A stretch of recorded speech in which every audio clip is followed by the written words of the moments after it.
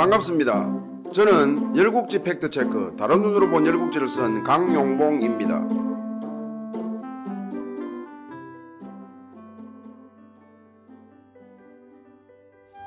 이번 회차에서는 열국지 팩트체크 다른 눈으로 본 열국지 제4장 초장황 중 사회 황국작전에 대하여 살펴보겠습니다.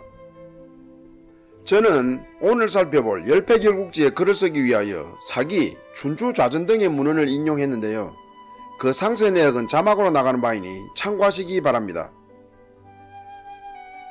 지난 제94회차에서 살펴본 바와 같이 기원전 615년 12월의 진나라와 진나라의 하곡 전투 때 조천을 격동시켰던 교전 외에는 교전다운 교전은 없었는데요. 그 교전은 사회가 진군의 속사정을 훤히 꿰뚫고 펼친 계략이었습니다. 이처럼 사회는 진나라의 커다란 근심거리였습니다.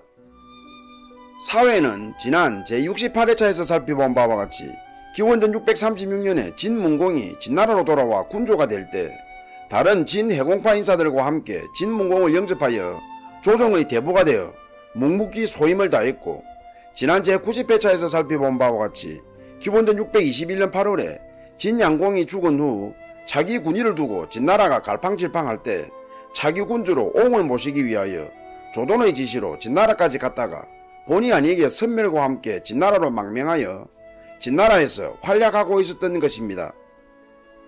조돈은 사해가 진나라에서 마음먹기에 따라 얼마든지 진나라를 위기에 몰아넣을 수 있다고 판단하고 기원전 614년 여름에 극결, 남돈, 순림부, 유병, 서극을 도성 부근의 제부로 소집하였습니다.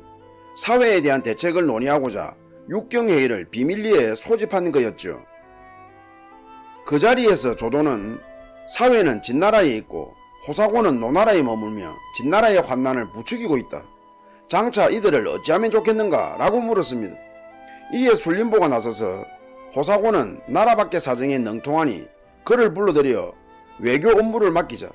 또 그를 불러들이는 것은 공신 후손들을 예우하는 것이니 명분에도 맞다 라며 호사고를 불러들이자고 하였습니다. 그러자 극결이 나서서 호사고는 양처보 피살사건의 중죄인이다. 공신 후손의 예우에 앞서 죄를 짓고 달아난 것을 용서한다면 앞으로 그 무엇으로 기강을 바로잡을 것인가? 호사고에 비하면 사회가 진나라로 간 것은 본인의 잘못에 의한 것도 아닌데다가 유순하고 지혜롭다. 불러들인다면 썰모가 많을 것이다 라며 사회를 진나라로 환국시키자고 제안. 순림보를 제외한 나머지 경들이 다들 극결의 의견에 동의하여 사회를 환국시키기로 뜻을 모았습니다. 그리고 사회의 환국작전은 유병의 계책을 채택하기로 하고 이를 비밀리에 추진키로 하였습니다. 이에 유병이 먼저 하동 윗땅의 수령인 수여를 찾아가 조돈이 비밀리에 추진 중인 사회의 환국작전을 설명하며 협조를 당부하자 수여는 쾌락하였습니다. 수여는 필만의 후예로 그가 다스리는 윗땅은 기원전 661년에 진흥공이 점령하여 필만에게 하사한 땅입니다. 진영공은 사회 환국작전의 세부적인 지침에 따라 조정회의에서 진군의 진입에 대비하여 하동고을의 수령들은 관내 장정들을 군사훈련하고 황하 일대에 영체를 세워 윤번제로 지키게 하라는 영을 발표하였습니다. 그리고 그 시범사업으로 윗땅을 지정하고 윗땅 수령 수여를 강성으로 호출하였습니다. 진영공이 입조한 수여에게 윗땅의 민병을 조직하고 병경수비를 총감독하라고 하자 수여는 군무에는 문외한이다. 또 황하유역 길이가 100여리가 넘는데 어찌 그 지역을 일일이 감시하고 순찰하라고 하는가? 공연히 백성들만 괴롭히는 처사다 라며 진영공 앞에서 불평하였습니다. 이에 옆에 있던 조돈이 나서서 명령불복의 벌을 모르는가?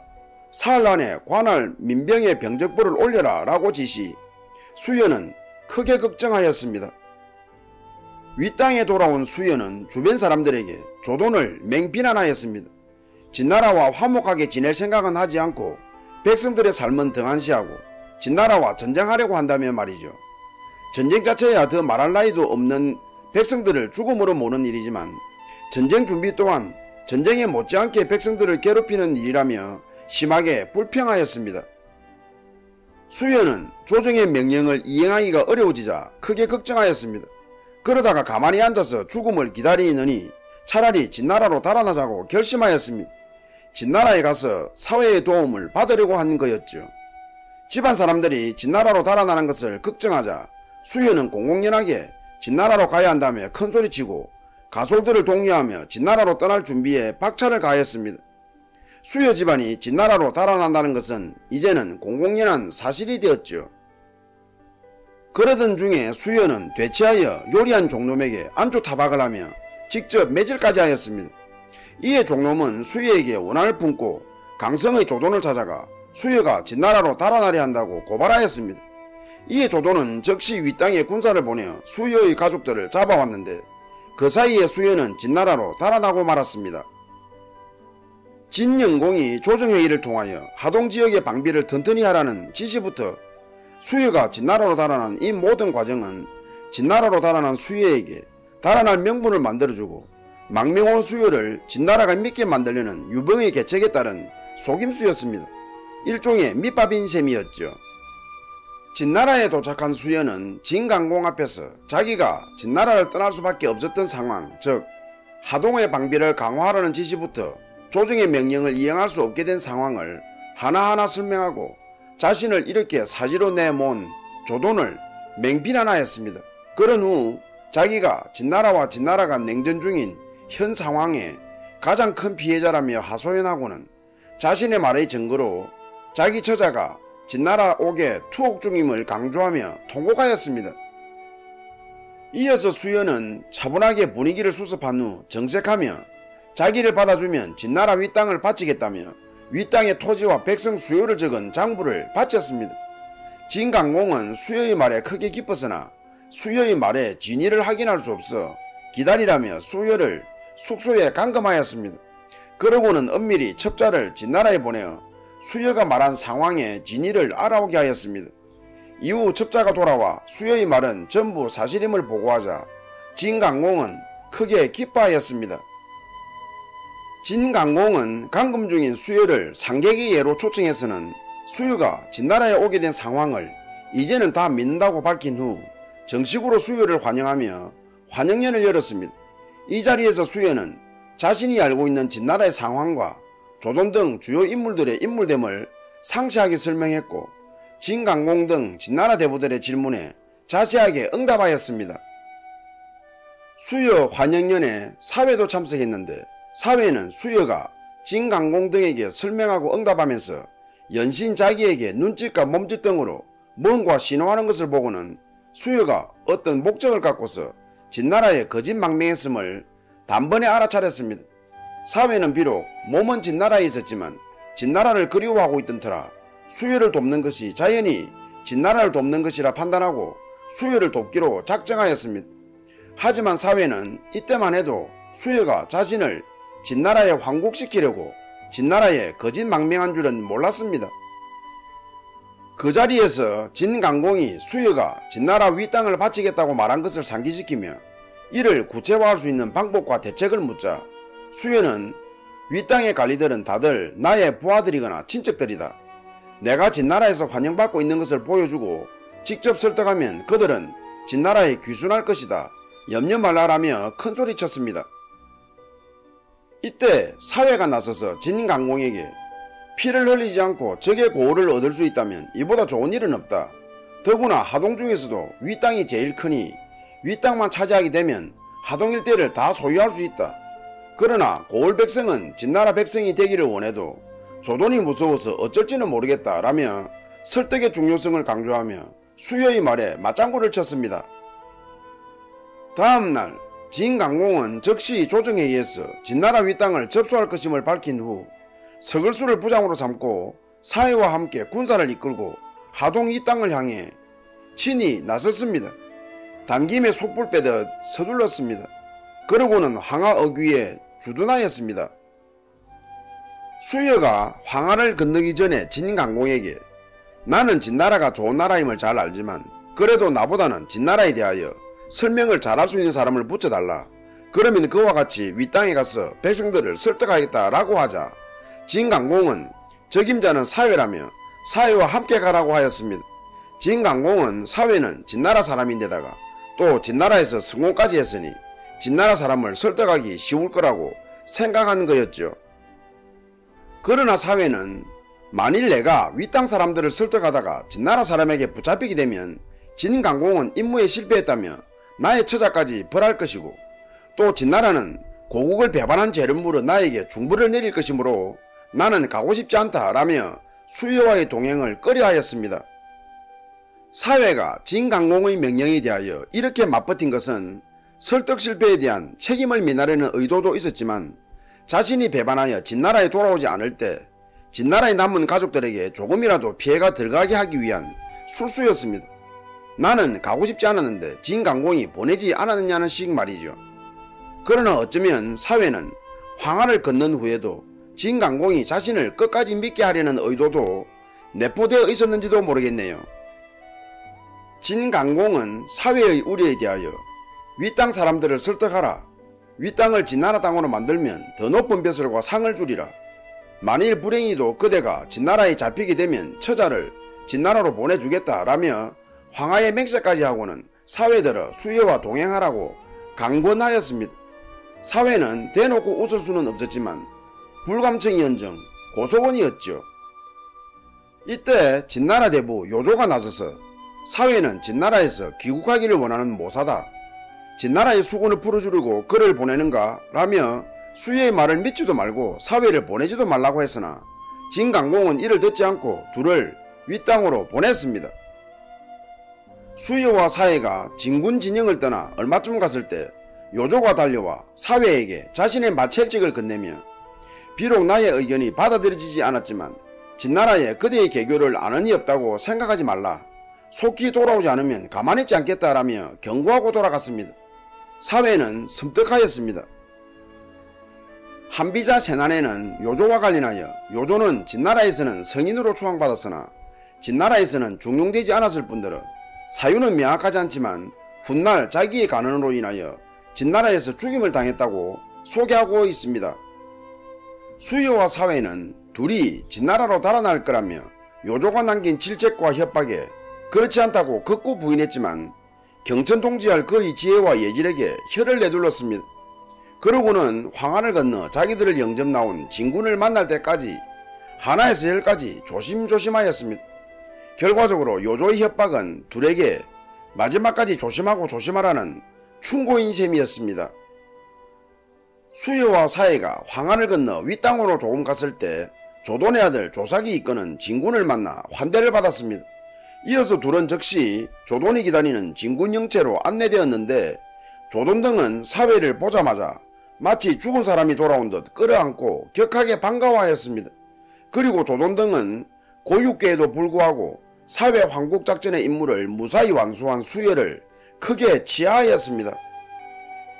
강 건너에서 수여 일행이 진군의 환대를 받는 장면을 지켜보던 진군의 전초병이 진강공에게 이를 보고하자 진강공은 대로하였습니다. 요조 등이 사회가 진나라로 가면 결코 돌아오지 않으리라며 사회를 진나라로 보내지 말라고 했지만 그래도 진강공은 사회를 믿었습니다. 사회가 어려울 때 자신이 받아들이고 총애한 것을 사회인들 어찌 모르겠나 싶었죠. 그러나 그 믿음에 배신당한 것 같아서 진강공은 더욱 화가 났던 것입니다. 이에 진강공은 곧장 대군을 이끌고 황하를 건너려고 했으나 진군도 대군이 온 것을 확인하고는 분한 마음을 꾹 참고 옹주성으로 돌아갔습니다. 사회를 잃은 것은 아쉬웠지만 어차피 배신당할 것이라면 일찍 적은 소실로 배신당한 것이 오히려 낫다고 자유하면서 말이죠. 진강공은 사회에게 쏘은 것이 분하고 괘씸했지만 그와의 약속에 따라 그의 처자를 진나라로 모두 보내주었습니다. 처자를 붙잡고 있는다고 해서 사회가 돌아올 것이 아니라면 처자는 인질 가치도 없을 뿐더러 괜히 자신의 평판만 악화시킬 거라고 판단하고 깨끗이 사회의 처자를 보내주었던 것입니다. 사회도 자신의 가족을 돌려보내준 것에 대하여 진강공에게 서신을 올려 사언하였습니다. 지난날, 그러니까 기원전 620년부터 614년까지 6, 7년 정도 사회는 선멸과 같이 진나라에 머물렀지만 한 번도 선멸을 만나지 않았습니다. 이에 대하여 그는 선멸과 같은 죄인이나 그를 어려운 자라고 생각하지 않는데 만나서 무엇하랴 라고 하였습니다. 즉 사회는 비록 선멸이 조돈의 배신으로 진나라까지 벌인 것이지만 선멸이 사적인 분노와 애국심을 분별하지 못했다고 여겼던 것 같네요. 이후 사회는 진나라에서 육경이 되었다가 명제상의 반열에 올랐습니다. 그 자손들도 진나라에서 명문 가문이 되었습니다. 수요도 사회를 황국시킨 공으로 높은 벼슬에 올랐으나 이후의 행적에 대해서는 알려진 바 없습니다. 이번 회차 팩트체크에서는 사회가 진나라의 머문 기간에 대한 상이한 묘사를 소개하고 있습니다.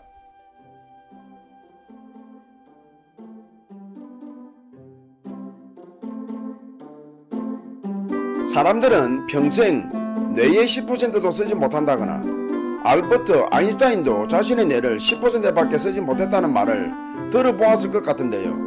미국의 파킨슨병 연구재단인 마이클 제이 폭스 재단이 2013년에 설문조사한 결과 미국인의 3분의 2가 인간이 뇌의 10%만 사용한다는 설을 믿는 것으로 나타났다고 합니다. 사람들은 평생 뇌의 10%도 쓰지 못한다는 속설은 19세기 심리학자 윌리엄 제임스의 사람은 자신이 실제 가진 조건보다 훨씬 못한 정도의 정신과 신체를 사용한다 라고 말한 주장에 근거한 것이며 1947년에 발행된 카네기 인간관계론의 서문에서 로웰 토마스가 제임스의 주장을 그대로 인용하면서 소개되었는데 이 책이 베스트셀러가 되고 사람들에게 널리 알려지면서 자연히 제임스의 이 같은 주장도 널리 확산되었습니다. 뇌의 10%밖에 사용하지 못한다는 주장은 노력 여하에 따라서는 그 누구든 자신이 처한 처지보다 더 나은 미래를 만들 수 있다는 가능성과 용기를 제시하고 있는 점에서 미래지향적이고 희망적이고 긍정적인 에너지를 불어넣고 있는데 이 같은 마법적인 흡인력 때문에 공상영화나 문학작품 등에서 다양한 소재로 다뤄지고 있습니다.